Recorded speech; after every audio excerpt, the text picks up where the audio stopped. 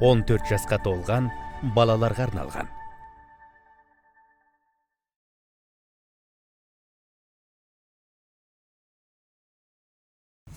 Қыздар, қандай тапсырыс береміз? Немене? Қыздар, ренжімеңіздер. Әрине, мен қазақша өте жақсы сөйлеймін, бірақ әлі де білмейтін, бұрын сонды қолданбаған, немесе естімеген қазақ тіліндегі сөздер бар. Мүмкін емес. Сен осы бойы бір сөйлемнің ішінде қазақ тілі сөздігіндегі барлық сөздерді айтып тастадың ғой. Жарайды, қыздар. Менің сұрайын дегенім, кім нені қалайды? Мен болашақта маған ғашық болатын жігіттің спортпен шұғылданғанын қалаймын. О, ханшайым, талғамыңыз жаман емес екен. Бірақ та қазіргі уақытта спортпен шұғылданатын жігіттер аз шығар. Неге? Енді көп болса, нағыз неге жалғыз жүр? Қыздар, не айтып кеттіңдер? Мен сендерден қандай тамақ жейміз деп сұрап отырмын. Ой, кешіріңдер. Бірақ спортпен шұғылданатын жігіттерді ұнататыным рас. Олар сондай ұқыпты, жинақы, өз-өздеріне сенімді болады. Қыздар, біз бүгін тамақтанамыз ба, жоқ па? Соңғы рет сұрайым. Түскі асқа не жейміз? Мен бе? Мен ештеңе жемеймін. Шай ішсем болды. Ал мен болсам тұшпара мен ыстық шоколад жеймін. Ал мен тауық етімен саңырауқұлақ қосылған француз ас мәзірі бойынша дайындалатын сорпа, буға пісірілген дүнген лагманы, жарты тәрелке қуырдақ, жарты тәрелке палау, және сусынан қарақат шырыны және салқын лимонад. Ой-ой-ой. Не болды? Жинаған ақшам жетпейді ме? Ой, жоқ, жетеді. Тек сен бұлай тамақтанатын болсаң, спортшы жігіттер туралы арманың орындалмай қалама деп қорқам.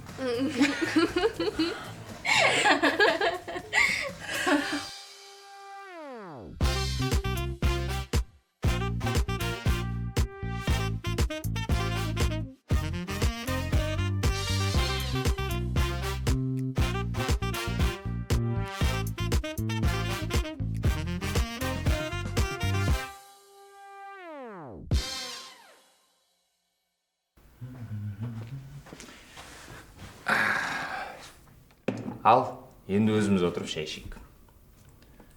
Мәке?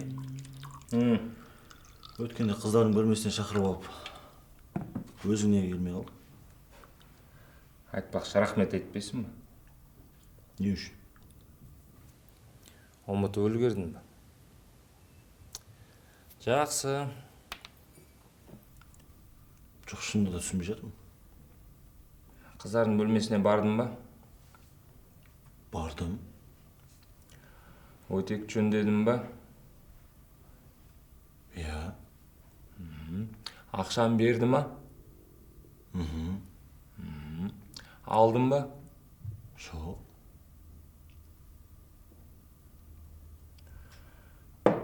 Неге? Сен ғой сол күні жүрдің, күн жаққа басты ауыртып. Мың теңге. Сол 1000 теңгені саған берсін деп арнайы шақырдым. Жоқ, Мәке, сен мен дұрыс түсінбегенсің ғой. Мен ақшаны емес, мен ұрын іздедім. Ортамызда жаман адам жүрсе, ол жақсы емес. Ой, дәтті. Детектив Коломбо. Таптың ба? Ал оны енді мен ұмыттым.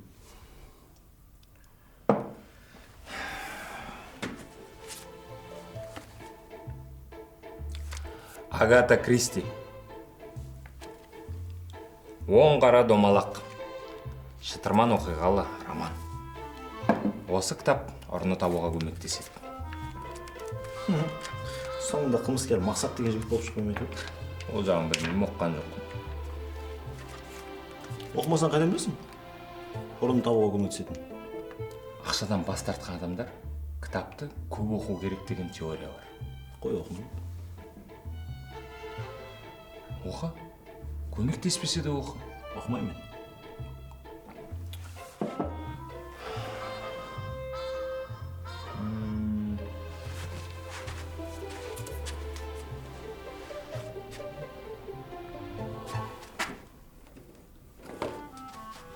Міне, Пёрышкин. 7-ші сыныпқа арналған физика.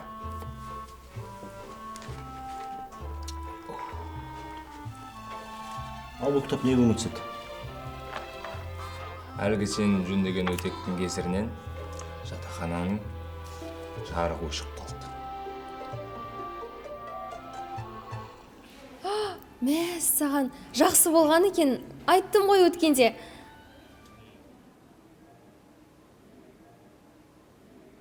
Иә, жақсы. Сабақтың басталуына әлі 1 сағаттай уақыт бар, сондықтан мен күтем, иә? Қоңырау шалып мен күтем, жақсы. Жақсы. Сәлем, Жұлдыз. Сәлем. Қалайсың? Не жаңалық? Жақсы, ешқандай, сол университет пен жатақхананың арасында жүрген. Жұлдыз, мен сенен бірдеңе сұрайын деп едім. Сен бізбен бірге оқитын Мейрамды танисың ғой? Түсінбедім? Тақырбас жігіт пе деймін? Иә, дәл өзі. Таныйын. Сол бір өтінішін айтып еді. Бірнеше күннен бері бір қызға ғашық болып жүр екен. Және сол қыздың телефон нөмірін де таба алмай жүр екен. Соны айтып, әбден мазамдалды. Иә. Онымен алғаш рет түнгі клубта көріскен болатынбыз. Ол менің телефонымды сұрады, мен берген жоқпын. Содан кейін осы қашан жақын арада бөлмемізге өтек жөндеймін деп келді. Сол кезде де номерімді сұрады, ол кезде де берген жоқпын. Тағы да қоңырау шалып жатыр. Ренжіме, иә? Иә, әрине.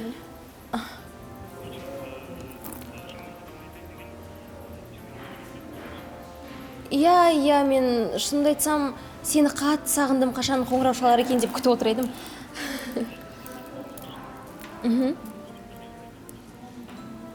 Ол не? Керемет, бүгін бе? Жақсы, мен тағатсыздана күтем. Жақсы. Мен дұрыс түсіндім бе? Әлде сен ендігі Мейраммен де достасып үлгердің бе? Камила, жоқ. Жаңа маған қоңырау шалған менің әкем. Бүгін мені керемет бір тосын сый күтеді дейді. Иә, Камила, сен Мейрамға сәлем айта бар. Ол менің номерімді ешқашанда ала алмайды. Және сен оған менің номерімді рұқсатсыз беретін болсаң, мен саған өкпелеймін. Келістік пе? Ол негізі сенің емес. Сенің қасыңда бірге тұратын Әсемнің номерін сұраған болатын.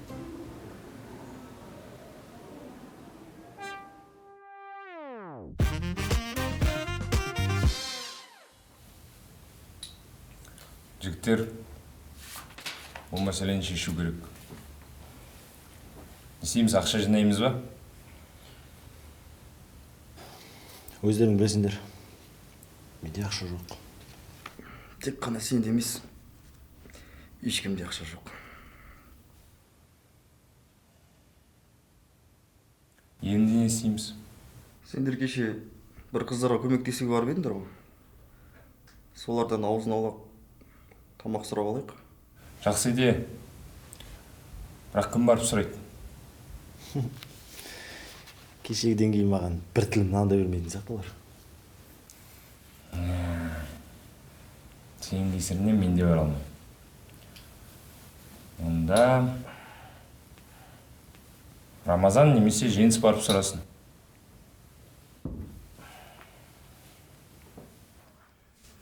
Ренжімеңдер.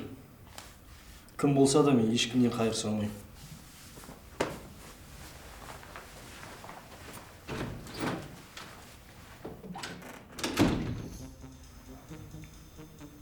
Жігіттер, мен белім ауырып жатыр. жүру түгілі тұруға шамам болмайды. Жарайды. Ешкім барғысы келмейді ғой,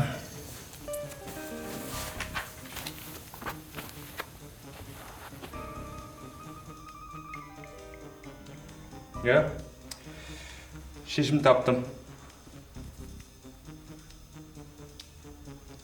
Жеңістің темірін сатып жібереміз.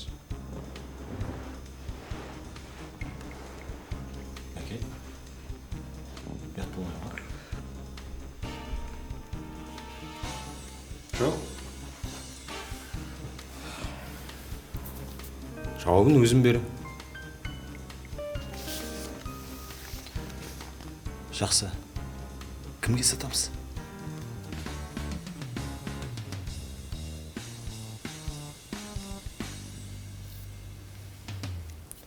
Қыздарға. Қалай? Арықтауға көмектеседі деп айтамыз.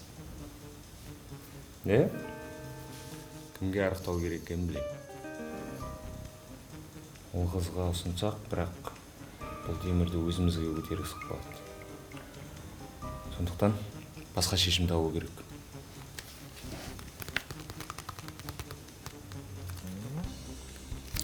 Таптым. Бұл темірді өз-өзіңді қорғауға арналған қару деп айтайық.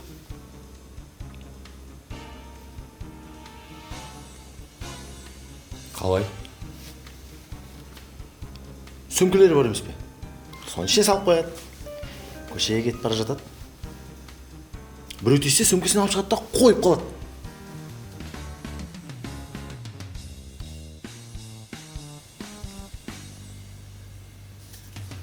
Бұның қаншалықты ауыр екенін білесің бе? Айтып тұрмын ғой, ауыр. Бірақ ана бетке тисе, ешкімді оңдырмайды. Иә. Ауыр екен ғой. Сосын ана сөмкесінің бауын үзіп алады. Ал егер мойынға...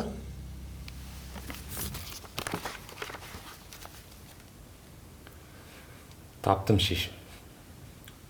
Рамазан, ұста мына темірді. Жаңа ғана айттым ғой. Мен белім ауырып жатыр.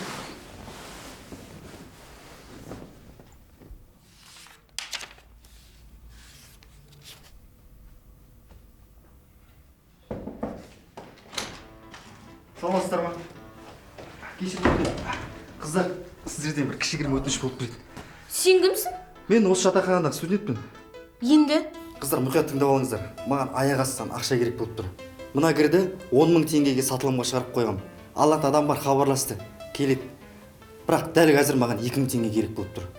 2 000 теңге берсеңдер, мына кір сіздерге тастап кетем, келетін адам алып кетеді. Есесіне 8 000 теңге сіздерге пайда. Мына жеріне сізге. Алып сататын базар ма? Соны айттым. Жоқ, қыздар, тыңдаңыздар. Сіздер білесіздер ме? Кім келіп алып кететінін?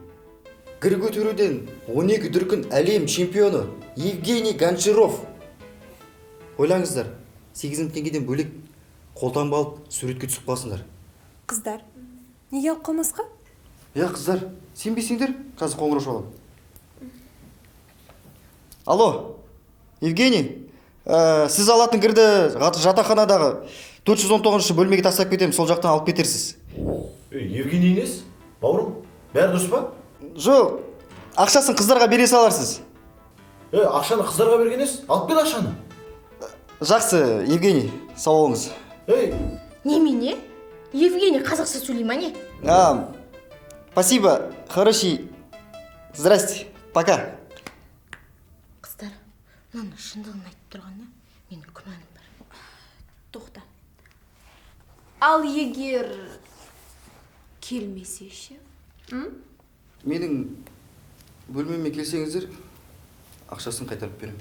Қандай бөлме? Сенің есімің кім? 123 бөлме. Есім Жеңіс. Таныс болады. Жарайды. Осыдан өтірік айтқан болсаң, мына кірді өзім саған 10 сағат бойы көтерткізіп қоям. Әңгімесі жоқ, ойнамаңдар қыздар. Алып кетеді. Жақсы.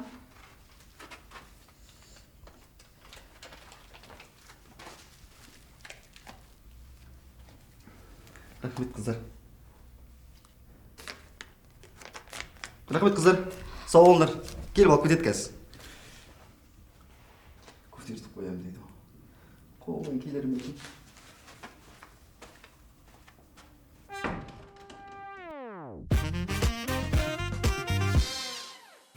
Маған қойдың етінен жасалған кәуап ұнайды. Жалпы бүкіл кәуапта бар ғой, тек қана қойдың етінен жасау керек деп ойлаймын. Дұрыс. Кәуапты бәріміз жеп жүрік қой.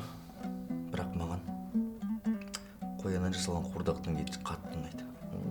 Ауылда бәріміз талай майын тамызып жейтін едік қой. Бірақ сонда да қазақша етке ештеңе жетпейді ғой. Ет болғанда ауылда қазан ошақ. Қазан ошақтың ішінде ет пісіп жатыр. Міне, тамақтың төресі осы. Шынымен де келсем. Еттен дәмді аш жоқ қой, шіркін. Қарап отырсақ бәрімізге еттен жасалған тағамдар ұнайды екен ғой. Армандап болдыңдар ма? Деликатестерін тезіп жеп тосыңдар. Айтпесе қыздар келіп тас талқандарын шығарып десейші. Және де консервті ертіп келіп, кім қыздарға тиіскен деп айтса. Мәке, неге қыздардың бөлмесіне кіріп бармайсың? Мен Евгений Гончаровпын, әлемнің 12 дүркін чемпионымын. Мен Гончаровпын деп қыздардың бөлмесіне кіріп барсаң, Гончаров отыр дейсің, өтек жөн деп.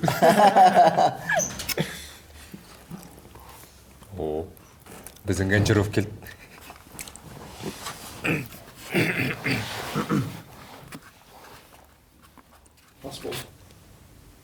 Рахмет. Мен Жеңіс бізді лақтырып кетті, ол тамақ ішпейді деп едім. Рамазан Жеңіс мен досым деп тамақ алдыртты ғой. Жоқ, досым. Ешкім саған ренжіп отқан жоқ. Асыншы. Сендер ренжімесеңдер де. Басымды алып қашып кеткен соң тамақ батпайтын сияқты. Қой, ештеңе ойлама. Еңбек сенікі. Керісінше, біз саған алғыс айту керекпіз. Мазақ қылып отырсыңдар ма? Жоқ. Рамазан шын айтып отыр. Егер сен болмағанда, біз аш қалатын едік. Түсінбедім. Жұмбақтамай дұрыстап айтыңдар шеш. Досым, аш адам ашушан келеді. Асықпай тамағын ішіп ал. Біз қазір дүкенге барып келеміз. Сүт, шай алып келейік. Анау, мынау. Келген соң, бәрін өзім түсіндіріп берем, жарай ма? Тамағын іш.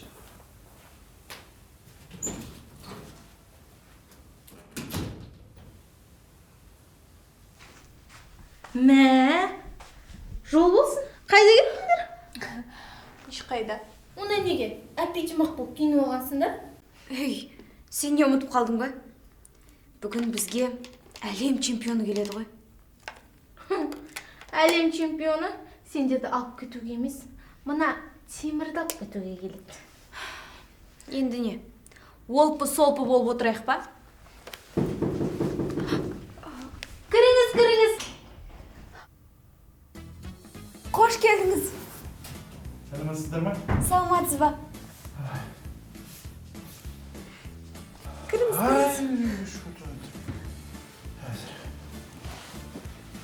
Жол жүремін деп әбден шаршап қалдым. Отырсаңыз. Сіздей адам шаршай ма екен? Сіз нағыз алыпсыз ғой. Сендер әбден мен ұялтайын дедіңдер ғой. Жоқ. Біз сізді манадан күтіп отырық. Сіз біздің құрметті қонағымызсыз. Иә, құрметті ғана емес, сонымен қатар жұлдызды қонағымызсыз. Иә. Қой, сендер мені кәдімгі жұлдыз дейсіңдер ма? Мен ешқандай жұлдыз емеспін. Сендер мені тіпті ұялтатын болдыңдар ма? Ұялмаңыз. Керісінше біз ұялуымыз керек. Кешіріңіз. Бізге қолтаңба бересіз бе? Қолтаңба? Иә. Қызық болды ғой. Қолтаңба қояйын. Ертең мен Ресейге барған кезде сіздей танымал адаммен кездестім деп ағайындармен, достарыма мақтанам. Рахмет. Ресейге дейсіңдер ма? Ол жақта Мені ешкім танымайды да ғой. Неге танымайды? Таниды. Сізді бүкіл әлем таниды. Ай, балдар, қойыңдар. Сендер мен тіпті ұялттыңдар ғой енді. Әбден ұялттыңдар ғой. Қойыңдар, қайдан айтпаңдар. Жұлдыздардың барлығы мақтаншақ бола ма десем? Сіздің қарапайымдылығыңыз таң қалдырды. Қойыңдар деймін. Балдар, қойыңдар, сендер мені ұялттыңдар енді. Ағай, сіз қандай қалаларда болдыңыз? Соны бізге айтып беріңізші. Енді араладық қой. Біраз жерден аладық. О, есіме түсті. Ең бірінші рет біздің ауылдан көрші ауыл 15 шақырым екен. Сол ең бірінші 15 шақырымдай жерге бардым. Ұзақ. Содан кейін міне 30 жыл болып қалыпты. Ақтөбе, ауыл, Ақтөбе осы ортада қатынап жүрмін. Солай балдар, біраз жер ғой. Біраз жер қатынаудың өзі. Кейде кейінге соғады, Сіз сонда шетелге барған жоқсыз ба? Шетелге? Жоқ. Сонда сіз басқа елді араламасаңыз, қалай 12 рет әлем чемпионы болдыңыз? Евгений. Евгений? Евгений? Ол кім? Кір спортынан әлем чемпионы. Кір әлем чемпионы? Ей, балдар-ау. Мен кәдімгі қарапайым автобус жүргізушімін. Автобус? Иә? Қызым? Әке! Сағым қалдым ғой сізді. Әкетай.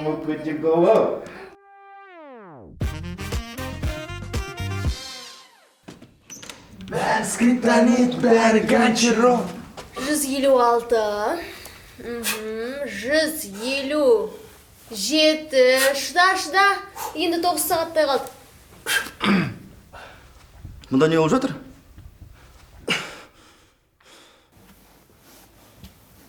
Сатып алмас бұрын кірді сынақтан өткізіп жатырмыз. 158. 159. 159. 160. 161. Шыда.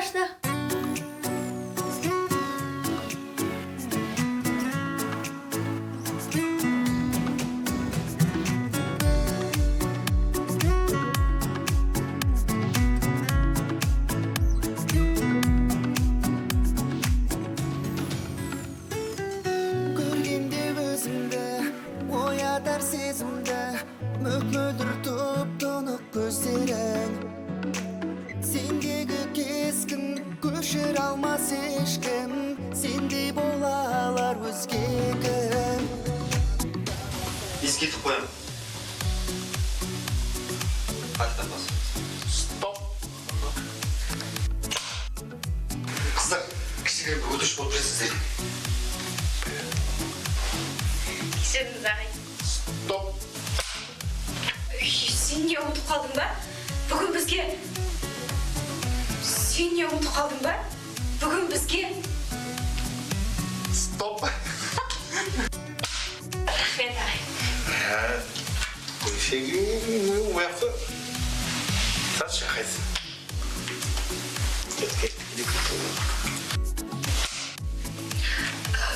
Кешіріңіз. Можно я заново выйти? Пожалуйста. Стоп. Тогда дубль делаем. Пожалуйста. Ребят, что? 160.